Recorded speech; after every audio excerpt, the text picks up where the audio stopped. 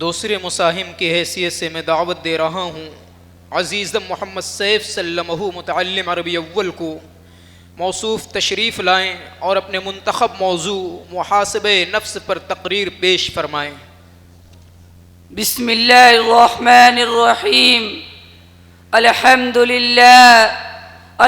للہ رب العالمین والصلاة والسلام على سید الانبیاء المرسلین محمد وآلہ وصحبہ اجمعین، اما بعد، اعوذ باللہ من الشیطان الرجیم، بسم اللہ الرحمن الرحیم۔ قال اللہ تعالی فی القرآن الکریم، فمن يعمل مثقال ذرة خيرا يره ومن يعمل مثقال ذرة شرا يره۔ صدق اللہ العظیم۔ آج نہ مسجد گئے نہ میں گئے نہ میں خانہ ہے، آج نہ مسجد گئے نہ میں گئے نہ میں خانہ ہے، آج بدلا ہوا میں خانے کا میں خانہ ہے۔ یک بیک بدلی زمانے نے یہ کروٹ کیسی، یک بیک بدلی زمانے نے یہ کروٹ کیسی، جس طرف دیکھ یہ ویرانہ کی ویرانہ ہے۔ معزز و مکرم اساتذہ کرام، حکم صاحبان اور حاضرین مجلس، میں نے ایک آیت کریمہ تلاوت کی ہے۔ یہ آیت سورہ زلزال کی ہے، اس کے بارے میں کی اس سورہ کو پڑھ کر آدمی کا کلیجہ دہل جاتا ہے، خوف و ہراس اور سراسیمگی انسان پر طاری ہو جاتی ہے۔ اس سورہ میں قیامت کے بھیانک منظر کا تذکرہ کیا گیا ہے۔ جب زمین میں بھوچال آ جائے گا، زمین اپنے اندر کے دفینوں کو باہر نکال پھینکیں گی، اس وقت انسان بڑی پریشانی و حواس باختگی کے عالم میں اپنا ہوش و حواس کھو بیٹھے گا، اضطراب و بےقلی کا عالم ہوگا، نفسی نفسی کی کیفیت ہوگی۔ اس سورہ میں قیامت کے بھیانک منظر کا تذکرہ کیا گیا ہے۔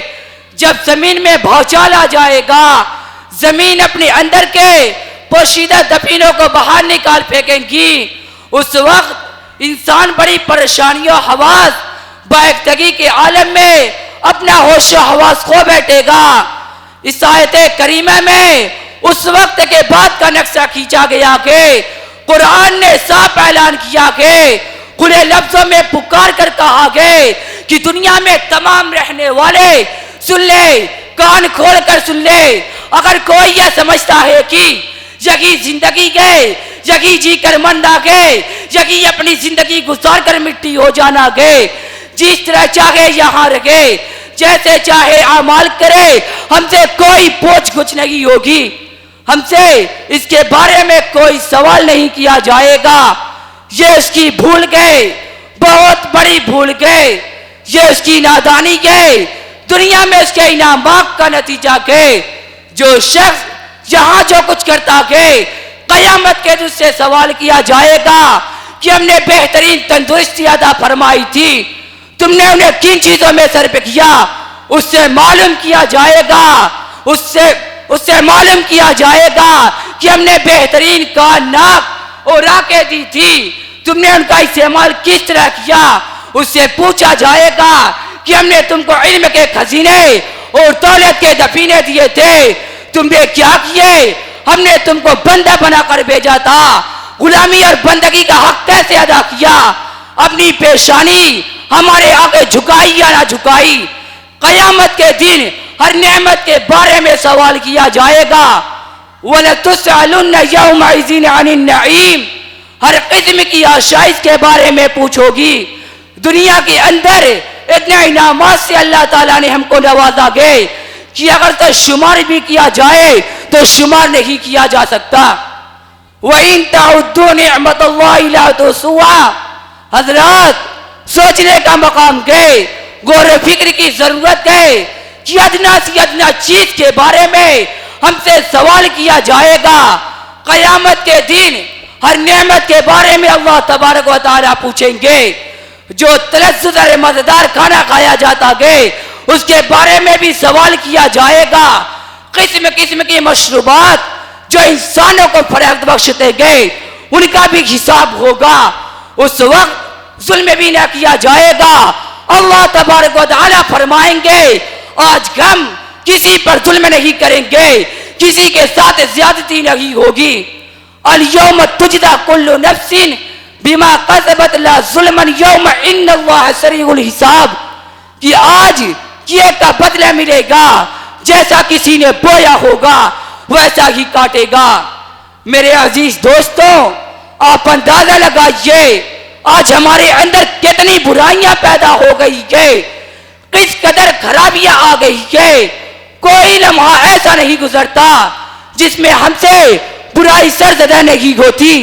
آج ہم اللہ تبارک و تعالیٰ کے سامنے جھکنے کے بجائے انسانوں کے سامنے جھکنے لگے گئے. ہم خدا کی طاقت و قوت پر بھروسہ کرنے کے بجائے طاغوتی اور شیطانی طاقتوں پر بھروسہ کرنے لگے گئے, اور بے محابہ برائیاں پر برائیاں کرتے چلے جاتے گئے. نہ آخرت کا خوف گئے, نہ حساب و کتاب کی فکر, نہ حشر کی رسوائی کا ڈر گئے, اور نہ ہی اللہ تبارک و تعالیٰ کے سامنے کھڑے ہونے اور نہ ہی اللہ تبارک و تعالیٰ کے سامنے کھڑے ہونے پر غور گئے. اسی دنیا پر بری طرح پڑے گئے جس کے بارے میں اللہ کے رسول محمد صلی اللہ علیہ وسلم نے فرمایا الدنیا جیفتن و طالبها کلابون, یہ دنیا مردار گئے, اس کے پیچھے پڑنے والے, اپنی خواہشات کو تج کرنے والے, اسی کو حقیقی عیش اور اپنی زندگی تصور کرنے والے کتے گئے. اسی کے بارے میں فرمایا الدنیا مزرعۃ الآخرہ, یہ دنیا آخرت کی کھیتی ہے, اس کی کوئی حقیقت ہوتی ایک مچھر کے پر کے برابر بھی اس کی قیمت ہوتی, اس میں خیر ہوتی تو دنیا اور آخرت کے تاجدار سرکار دو عالم محمد صلی اللہ علیہ وسلم اس سے روگردانی نہ کرتے, اس سے اتنی بے اعتنائی نہ برتتے. میں نے چند باتوں اپنی تقریر کو ختم کرتا ہوں. وآخر دعوانا الحمدللہ رب العالمین.